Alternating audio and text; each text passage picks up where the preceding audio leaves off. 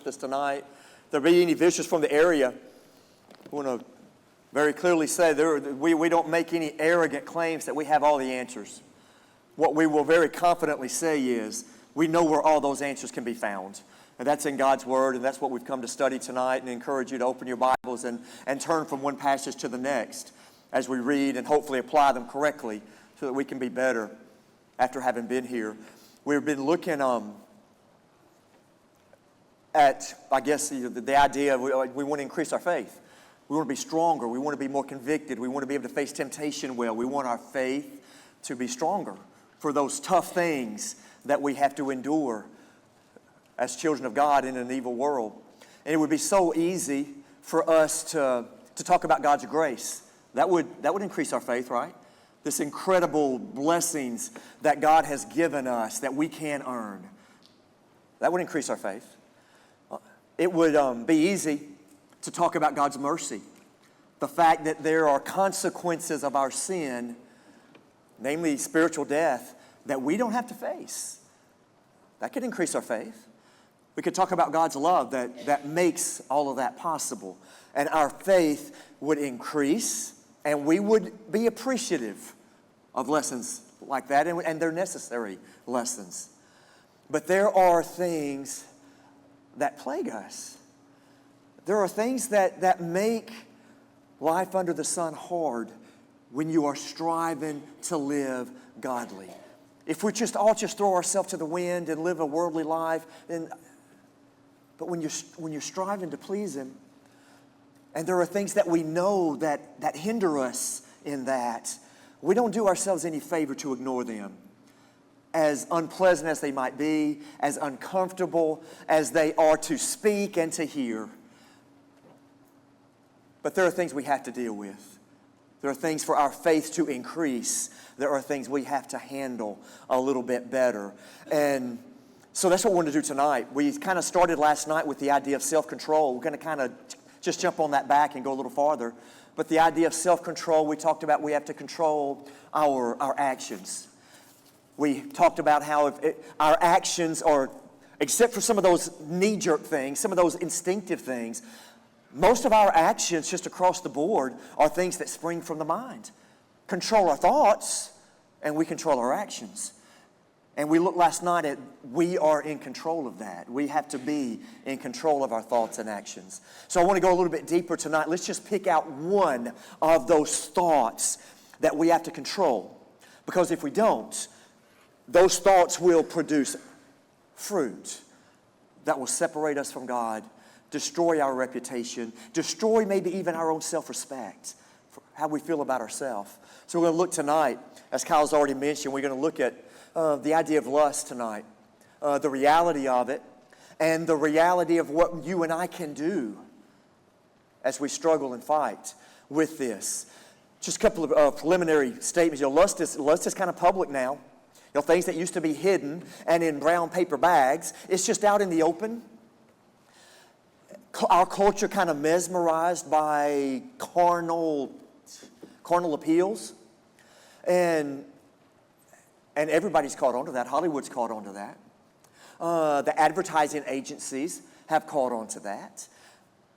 Sex sells basically everything, from a car to a pair of shoes. And the reason is because it works. It attracts eyeballs. And so it's just one of those things that just kind of feeds itself. It's a great problem facing the culture, which makes it a great problem facing God's people. Because we live in this culture. And we're not, there's no island that we can go to that would shield us from this. So we're talking tonight about lust. We're going to talk about covetousness. And I'm going to start in kind of a strange place, but look in Exodus chapter 20. I want us to work through very briefly, not long at all, but I want us to work through this giving of the commandments that we're familiar with. Exodus chapter 20. Look in verse 4. Here we go. Here's number 1. You will make no graven image. Could you hide that from your neighbors? No, if you had a graven image and it's on your shelf or it's on your mantle, that's out in the open, isn't it? Look in verse 7. Here's the second one. You'll not take the Lord your God in vain. We spout something off in anger, or we spout something off just because we're not in control. Again, self-control. We don't control the tongue. Would our neighbor know that? Yeah, our neighbor would know that. They would have heard it. Drop down to verse 10. Here's number 3. Don't violate the Sabbath day. If I violated the Sabbath day, would that be known? You better believe it. Ask the guy that was collecting sticks. Oh, wait, no. Can't ask him anything, can we? No, it stuck out like a sore thumb. Look in verse 12. Honor your father and your mother. Do you see a dishonorable child do you recognize one when you see it? Yes, you do. It sticks out. Look in verse 13. They start happening pretty rapid fire. You will not kill. You will not commit adultery. You will not steal. You will not bear false witness. Those are very apparent and clear. You remember the 10th one? Because it turns on a dime. Here's the 10th of the commandments. You will not covet your neighbor's house. You'll not covet your neighbor's wife. You'll not covet his servant or his maid or his ox or etc. You will not covet what doesn't belong to you. You will not covet what is somebody else's. I could be coveting all of these things right now, and you wouldn't know it. You know if I take the Lord's name in vain. You'll know if I kill. You'll know if I steal. You'll know you'll know those other ones. But the 10th one, we're back to controlling thoughts. Me and you can be the most covetous person in the state, and nobody even know it until the fruit comes out. Those other 9 are apparent to anybody who's paying attention. The 10th one, we can hide it and hide it well. Anybody in this room covetous, but knows how to walk the walk when we're together? Anybody in this room's heart full of lust, but we know how to talk around each other and it doesn't come out in the open? We just keep it all bottled up. As if if I hide it from you, I'm okay. And we forget that in Hebrews chapter 4, God can separate intentions from actions. He knows thoughts. But that's interesting, that 10th command. Don't covet what isn't yours. That's his wife, not yours. That's his house, not yours. That's his, not yours. And I can be eat up with it and nobody know.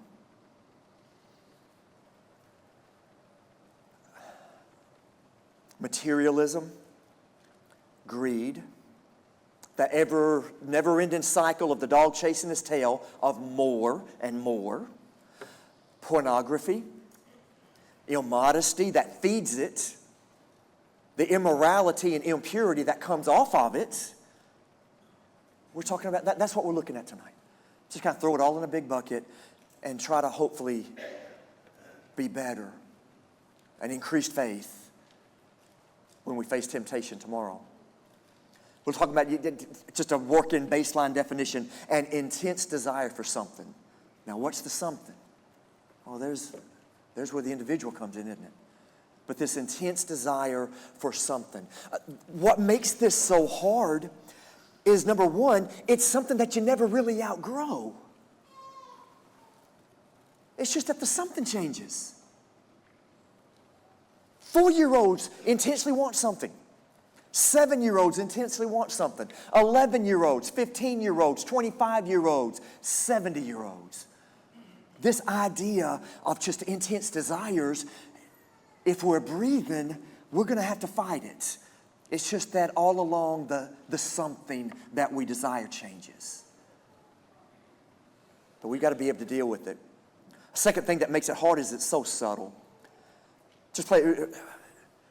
If I throw out the word, just first instinct, first thought, I throw out the word covetous. How many people thought about money? I throw out the word lust. How many think about sex? And so we can get to this idea, okay, I'm not covetous. I'm not eat up with money. I will share. I extend hospitality. I'm willing I'm not covetous. Money wasn't even mentioned in verse 17. Didn't say one word about don't covet your neighbor's money. But we just think if we control our love of money, then we're not covetous. Yeah, but the intense desire for something. The something is not always money. Lust. I've controlled my sexual desires. Intense desire for something. They just change on us. And it's so subtle that we can be eat up with covetousness. It's not money that we're desiring. It's recognition. I do a lot of work around this joint.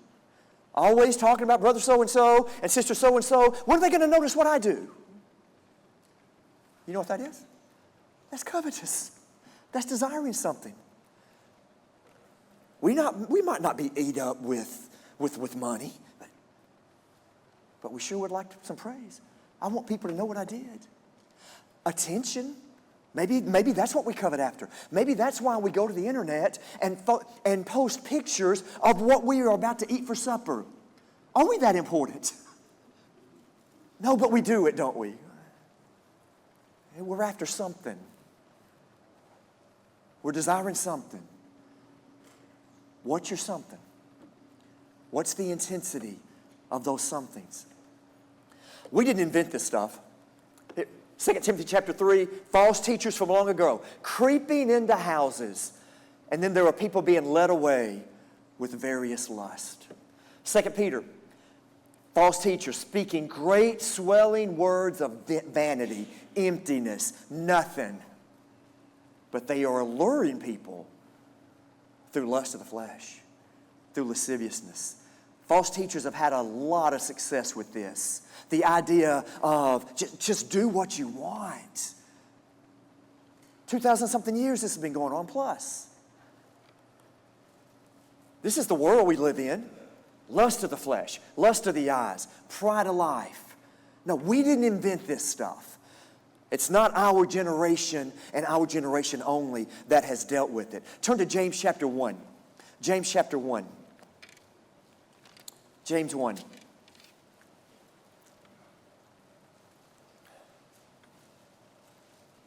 Kind of seeing, I know there's several mothers here, expecting mothers, excuse me, I meant to say. James is kind of talking about a birth, but it's not one that we'd be happy about. Look in verse 14. Every man is tempted when he's drawn away of his own lust and enticed. We live in a lustful culture. We live in a world where it's thrown in our face. But if we are drawn away by that, if we allow it to hang around to the point of enticement, when it has conceived, when it has been conceived, it brings forth sin. There's the birth. There's a conception, and then there is a birth. And when it's full grown, brings forth death. Horrible verse. Horrible imagery. And this is what we're looking at tonight.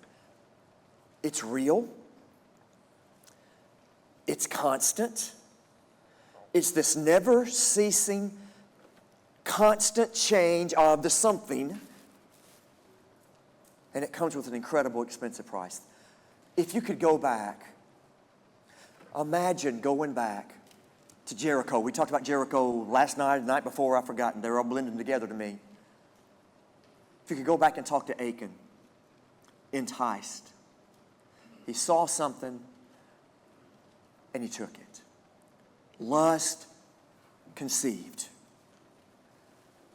And you remember what it cost? It cost almost 40 Israelite soldiers their life at Ai. It cost him his life. It cost his family. Sometimes our sin doesn't just affect us. You ever thought, hey, I'm a big boy. I can handle it. Yeah, but I might not have to handle it by myself. My wife's going to have to handle it too. It may trickle down to my children. There's a lot of people that can be affected. If you could go back before the gold was hidden, before that Babylonian garment was hidden, if you could go back and tell Achan, here's what's going to happen to you girls, you think he would have changed his mind? It's a big price to pay. If you could go back to David, when he let lust enter his heart, and verse 14, it was conceived, and it led to sin, and it led to death.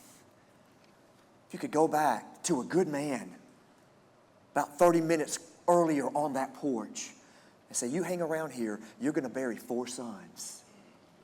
You think he might have changed his mind? You think something could have been different that night? Consequences are huge.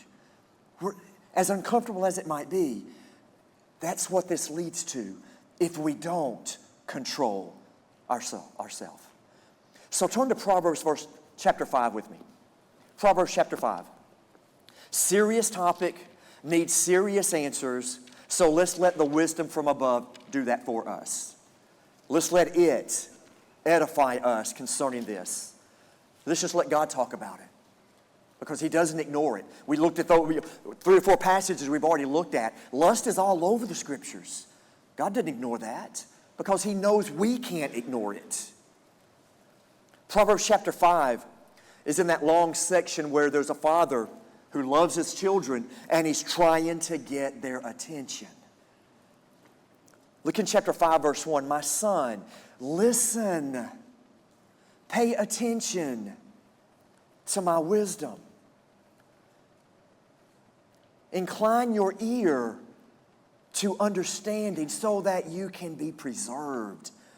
Preserve discretion. Look in chapter 7, verse 1. My son, keep my words. Here's a father on his knees. Please listen to me. I know what you're going through. I know what it feels like. Please listen. Powerful words. Wisdom, understanding, discretion. Keep it. Pay attention to it. Chapter 5, we're going to chapter 5 is this contrast going on between wisdom and folly. This contrast between peace and destruction. In chapter 6, the warnings start popping up. Drop down to chapter 6 and pick up with me in verse 20. My son, keep my father's commandments. Do not forsake the law. So there's wisdom and there is lack of wisdom. There is peace and there is destruction. And he's repetitive. Son, please listen. Verse 27. I'm paraphrasing. Verse 27, verse 28. Can a man take fire in his bosom and his clothes not be burned? Can one go up against hot coals and his feet not be burned? Son, listen to me. You get close and you're going down. Don't see how close you can get. Don't see how warm it is before you're really burned. You're going to lose, is the point he's making. Look in verse 32, the last phrase. Whoever touches her will not be innocent. We're talking about innocence tonight. We're talking about purity tonight.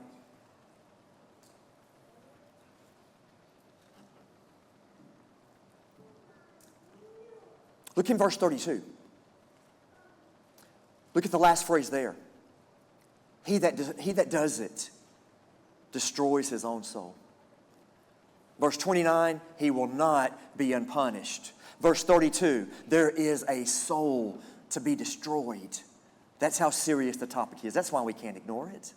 That's why we have to wade through, however uncomfortable that it might be. Look back into chapter 25. Verse 25, Chapter 6, verse 25. Do not lust, there's our word again. Do not lust after her beauty in your heart. We talked last night about the heart. As from the heart springs life. Remember what Jesus was saying. The defilement comes out. Well, how does it come out? Because it was in. If it's in the heart, it's coming out. Do not lust after the beauty in your heart. Let's slow down just a little bit. It's not wrong to recognize beauty. It is not wrong to recognize attraction. It is not wrong to recognize what Miss America pageant might call charm and grace. But there's a difference in admiration and lust. There is a difference in acknowledgement and lust. Last night we talked about the fact we don't have to go hunting for this. It finds us. So let's go back to that example. You're just flipping through Home and Garden, Sports Illustrated, just pick out your magazine. And all of a sudden, there it is. Somebody half-dressed, you're not looking, you weren't hunting, there it is. Now here's the differences. You're flipping, and well, that's a pretty woman. That's a nice looking guy. Here's the opposite. That's a good looking woman. That's a real good looking woman. There's a difference in seeing and looking. I would dare not speak for a woman. I don't know how a woman's brain thinks. For every man in this room that is not a child, don't you dare tell me you don't know what I'm talking about. You know exactly what I just did. You know exactly what I'm talking about. And if you do try to tell me you don't know, I'm not going to believe you. There's a difference in looking and seeing. I want to give Jeff May credit. I heard this, I don't know how long ago, long enough, and yet here I am, I still remember it. And so I want to give him credit for the phrase. I don't know where he got it. But he said, we have to train our eyes to bounce. Have you ever heard that? What a powerful statement. Train our eyes to bounce. We can't control what's on the billboard. We can't control what's on the next page of the magazine. We can't control, we're watching Auburn play Friday night. We can't control what the next commercial is. But there's a difference in seeing and looking. And we've got to get our eyes off lest we fill our heart with something. Verse 25, do not lust after the beauty in your heart. If we look long enough and it gets inside, it's coming out. That was what Jesus taught last night in Mark 7. Turn to chapter 7. Chapter 5 was this contrast between wisdom and folly. Chapter 6 is the warnings of it. Chapter 7 is the ignoring of the warning. Son, listen to me. There's wisdom, there's knowledge, there's discretion. Please listen. There is the danger of a soul being destroyed. It will not go without being punished. There will be no innocence here. All those warnings. Don't let it in your heart. And then comes chapter 7, and every last bit of it was ignored. Top to bottom, east to west, ignored. And there are consequences to it. Look in verse 7. A young man void of understanding. There was wisdom and knowledge to be gained. And here's one who hasn't taken it in. Look in verse 8. Passing through the street near her corner, he went the way to her house. You know how me and you would say that? Wrong place. Verse 9, in the twilight of the evening, in the black, in the dark. You know what we would say? Wrong time. Verse 10, behold, there he met a woman with the attire of a harlot, subtle of heart. You know how we would say that? Wrong person. Now, how much sin have we gotten ourselves involved in with that very scenario? Wrong place. Why am I here? Wrong time. What am I doing? Wrong person. I know better. Here it is. Me and you've been here. Wrong place, wrong time, wrong people. What happens in those scenarios? Everything can happen. In the next 10 verses or so, we're not going to read all of it. I just want to pull some things out. We talk about the senses, our 5 senses. You know what happens? Wrong place, wrong time, wrong people. Verse 13, she caught him. She kissed him. What do we call that? There's touch and there's taste. Look in verse 17. I have perfumed my bed with myrrh. You know what that is? Their smell. Verse 21. With her fair speech, she caused him to yield. She enticed him, persuaded him. I missed one. Go back to verse 10. He met a woman with the attire of a harlot, subtle of heart. There's his sight. What's the visions?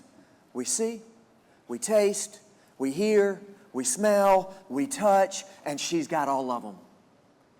All of them have happened to him. Now, which one put him in that entangled web? We talked about entanglements, all these coming back together, hopefully. Which one tangled him up? Which one got him tighter? All of the senses coming into play there. Verse 22, the consequences start happening. He goes like an ox to the slaughter. Verse 23, like a bird in the snare. We saw that with that word snare. We saw that Sunday night time and time again. A bird that's entangled in a trap. But this is not a bird and this is not an ox. This is me and this is you. If we're not careful. And so now the dad, back again. Listen to me now. So please listen to me. And it was ignored. And then these horrible consequences begin to pull. Bird in a trap, ox to a throat slitting. Now listen, verse 24. Listen to me now, therefore. Attend to the words of my mouth. Do not let your heart decline to her ways. Do not go astray in her paths. She has cast down many wounded. Many strong have been slain. Let's paraphrase that. Don't be naive.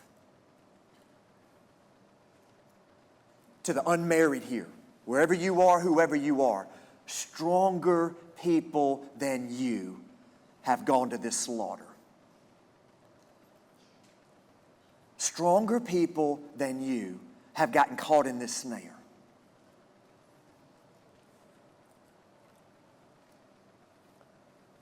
We're going to apply that a little bit more later on, but just hang on to the thought. Don't be naive. We don't do ourselves any favors when we talk about things like this, and then as if nothing can be done. Lust is real. At any age, it's just that the intense desire, the something of it might change. But I don't want anybody thinking that we have no hope. I don't want any thinking that there is nothing that we can do to fight this, because we can.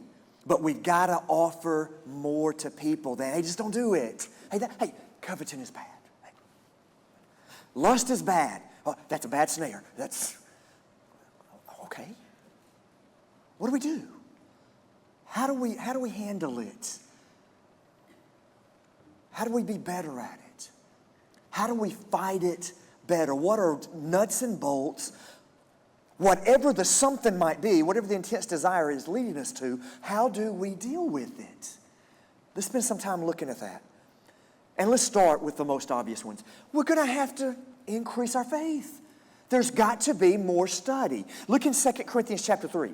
2 Corinthians 3, it's an incredible imagery that's given here. Paul, rather, through inspiration, writing about when Moses was veiled. Remember when he would spend time with the Lord, and then he would go outside to talk, and they couldn't even look at him. They were scared. His face shining like the sun. Veil yourself, please. And so off of that imagery, there's this incredible message. Moses with the veiled face. And then he talks about us without a veil, able to do something. Look in verse 18. We all with an open-faced and unveiled face, beholden as in a glass, a mirror, the glory of the Lord. Let's pause right there. Make sure we got the imagery. I'm guessing at some point today, all of us in there, we looked in the mirror today. And now what he's saying is, without being veiled, we've got a clear shot at it. We're looking into a mirror. And in that mirror, we see the glory of the Lord. Do you know what he's talking about there? He's talking about the Scriptures. He's talking about the Word. So imagine this, the mirror being described, and now imagine looking into it, looking intently into it, looking with focus into it, looking to see all that it reveals. We're looking at it. And now keep going. Beholding in this mirror the glory of the Lord, and are transformed, changed into the same image from glory to glory. Our aim is to be Christ-like. Our aim is to face temptation as he faced it. And here's, if you can just picture kind of the opposite of the Dorian Gray kind of thing. We're looking at the mirror, and the more we look at it, the more we intensely look, the more we take in, the more we see in it, the more we transform. Instead, we're looking at it, and not the Dorian Gray where you're working your way back younger. No, we're working our way more like Christ.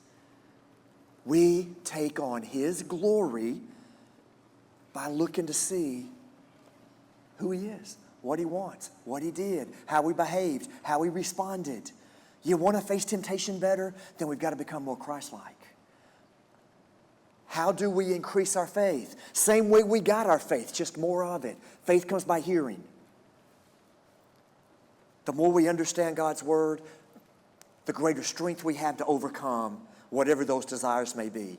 And in time, what can happen, we look into it long enough and we become more like his glory, and what happens is our intense desires change. The intense desire is heaven. The intense desire is, I want to qualify to be an elder. The intense desire is, I want to be a better teacher. The intense desire is, I want to be a better edifier. I want to be a better encourager. I want to be better.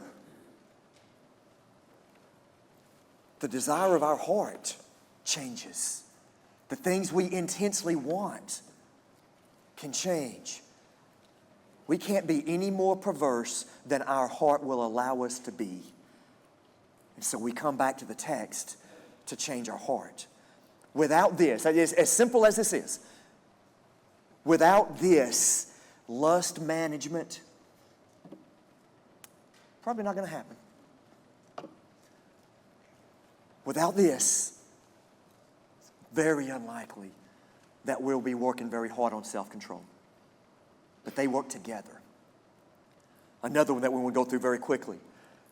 Lessen the confusion between needs and wants. Brother Russell mentioned that in passing at the men's study just yesterday. Turn to Philippians chapter 4. Philippians 4. A better understanding between needs and wants. We're not the first to have to deal with this either. Philippians chapter 4, verse 19, as God shall supply all your needs according to his riches and glory. And we read that, but yet sometimes we're not happy with that. It's not the needs. We've taken those for granted. It's not the needs. We've got a freezer and a storage bin and a pantry and a closet. We've got, thanks, but we've took care of our needs. But what about the wants? If we're not careful, that becomes that intense desire that never changes. It just goes from one to the next. In verse 11 and 12, this idea of confusion between needs and wants, it comes back to contentment, which is in the very same paragraph. But it's interesting what Paul says about it. In verse 11, I have learned to be content. Look in verse 12. I have been instructed how to be full and to be hungry. You know what we're back to? We're back to point one. How do we control desires? How do we control those urges? We go back to the mirror. We go back to the glory of God. How do we get better? A better understanding of contentment. I have learned it. I have been instructed by it. And the more we take heart to that, it will help us in these controls. Those two we've gone through very hurriedly. Foundational principles. The others are going to build off of them. But the others we have to apply a little bit better. These are just statements of fact somewhat. How are we going to fight these desires? We're going to have to make some better judgments. How many times can we look back at our life with nothing but shame, nothing but regret, and then look at where we were? Proverbs 7, wrong time, wrong place, wrong people. There are places me and you know what goes on. Why are we there? There are people that we know are going to encourage us to do something that's not proper. You know who they are, and I know who they are. And yet we will put ourselves with them. There are times and places where we know that we may not be strong enough for, we might not be prepared for, and we put ourselves there, and then we look back, oh, wow, boy, I wish I hadn't done that. But why were we there? Sometimes we just don't make smart decisions. To the unmarried again, there are places you don't need to be alone. I'm strong. He's strong. She's strong. We're strong. We love the Lord. Do you remember Proverbs 7? Take a deep breath. Take a humility pill. Don't be naive. And don't forget, stronger people than you have fallen. You're not special. Your strength is not unique. I'm glad you're strong. I'm glad you're faithful. Put yourself close enough to the fire and you will be burned. That was wisdom from heaven. Do you think you can get close to the fire? Do you think you can get close? Twice he said it. And me and you think we can get close and be all right. Sometimes the problem is we're just naive. Sometimes the problem is we're just arrogant. Sometimes the problem is we just don't think. Sometimes the problem is make judgments about where we allow ourselves to be. I can handle it. I want to be careful. I know how blunt this sounds. I don't want it to come off hard. I can handle that is the words of a fool. I am strong enough to handle that is not the words of the wise. If we're serious about controlling lust, if we're serious about overcoming lust. Now, if we're just giving it lip service, where's that gotten us? Know what your vulnerable areas are. Remember, some of the hardest tests we'll ever take are the self-test. What's my weaknesses? Well, that's where I don't need to be. What's my weaknesses? Well, the ones who do that are the ones I can't be anywhere with. What's my weaknesses? That's a fire I don't need to get close to. And neither do you.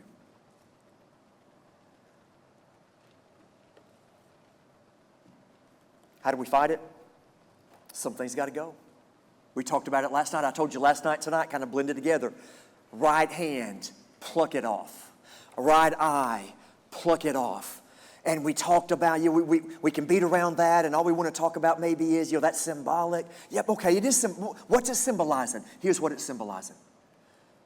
If you can't control lust, if you can't control finding yourselves on websites of pornography, or cut the internet off. I'm a college student. I've got to have Wi-Fi. Get a blocker. We can walk around and we just pretend there's no answers. If we can't control ourselves looking at movies that are filled with nudity, cut the cable off. That's the application. The eye, the hand, if necessary. Anything, if necessary. What's holding us back? What is it that's creating this cycle of intense desires and lust to just keep building and feeding itself? Cut it off. Hard? Yeah, nobody said that it was easy. But there is an answer. And those answers will be taken to heart by somebody who wants to overcome lust. That's what we're looking at tonight. Overcoming it. Not acknowledging it. Overcoming it, not just admitting it, overcoming it. We've got to be more like the glory of the Lord. We've got to see what He was so we can imitate. We're going to have to recognize there are things that are mine, there are things that are not. We've got to recognize that there are places, times, and people we don't need to be. They might have to be what needs to go. High school friends may need to go. Worldly friends will encourage you to do worldly things. There's a lot of friends here. Make better friends. Make righteous friends. Make friends that will hold your hand up in those weak moments because they're going through it too. Go through it together. Encourage one another through it. In 1 Corinthians chapter 6, verse 18, we won't turn there. Flee fornication. 2 words. Flee fornication. Which of the 2 words do we not understand? Flee, we've got that one locked down. When Carl and I were living in the Gulf Coast, twice in those 7 years, we had Category 4 hurricanes that came through. Tore our town apart. I don't know how big, put an oak tree right through our house. You know how you flee a hurricane? You don't go down to the Gulf and get on the sand and just, wind's picking up. You know exactly what fleeing is. I-65 becomes a one-way route. All 6 lines just all head north. We know what flee means. It doesn't say how close we can get to something. Fornication. Now, there may be some here who do not know what that is. That we talked last night about natural instincts and natural emotions that God has given us, like hunger, but we have to control it. The sexual desire, God-given, but we have to control it. Fornication is sex outside of marriage. Flee, we understand. Fornication, which we now all in this room understand. So, what's misunderstood? Turn to 2 Timothy 2. 2 Timothy 2. I was walking with Tommy earlier in the week, and he mentioned this very principle. When something is removed, some things have to go. Some things have to be cut out. Well, now we've got this gap. We've got this hole. It has to be filled. I want you to look at all the times God spoke concerning that. 2 Timothy chapter 2. Look in verse 22. Flee youthful lust. Okay, there's the statement. Flee youthful lust. Follow righteousness, faith, charity, peace. Look in Titus chapter 2. Just one book over. Turn 2 or 3 pages. Titus chapter 2, verse 11. Titus 2, verse 11. For the grace of God that brings salvation has appeared to all men, teaching us that denying ungodliness and worldly lust. Okay, there's the statement. That's what we want. Denying ungodliness and worldly lust, we should live soberly, righteously, godly in this present world. He doesn't tell us to just leave that void there. There are things that have to go. There's things that's got to be cut off. There's things that have to be plucked out. But there are things to fill it with. To go back to verse 12. Righteousness, godliness. How are we going to find that? Go back to point 1. We have to put our face back in the mirror. We're going to have to get that knowledge and that wisdom that the Father was pleading for in Proverbs. I don't want anyone going home discouraged. One of the first things I said, lifelong battle. Yeah, but it's a winnable battle. It's a battle that has to be fought every day. It's a battle that has to maybe be fought every hour. Just don't wave the white flag. Don't just throw yourself out and say that it's not. There are answers. Hard, yes, but doable. And so what I want to encourage you to do is to just start right now where you are. Maybe we haven't done a good job fighting this. Maybe we've just kind of re-engage. Start right now. Just make the decision. I'm going to fight, and it's going to be genuine. Sometimes we can say the right thing, but we're not really fighting very hard. We're not really making the sacrifices that it takes. When the disciples were given a hard teaching, what they said was, Lord, increase our faith. Amen to that. Get your psalm books out.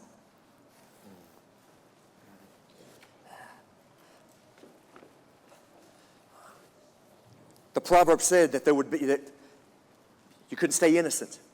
The proverb said there was a destruction of the soul. It doesn't have to be so. You can become innocent tonight because that's what the blood of Christ can do. That's the power of the sacrifice of Christ. Do you know who he is? Confess that. You know what he did with his sacrifice? Repent of your part in that. Do you know what he's promised about forgiveness of sins? Then wash them away tonight, and you'll be innocent.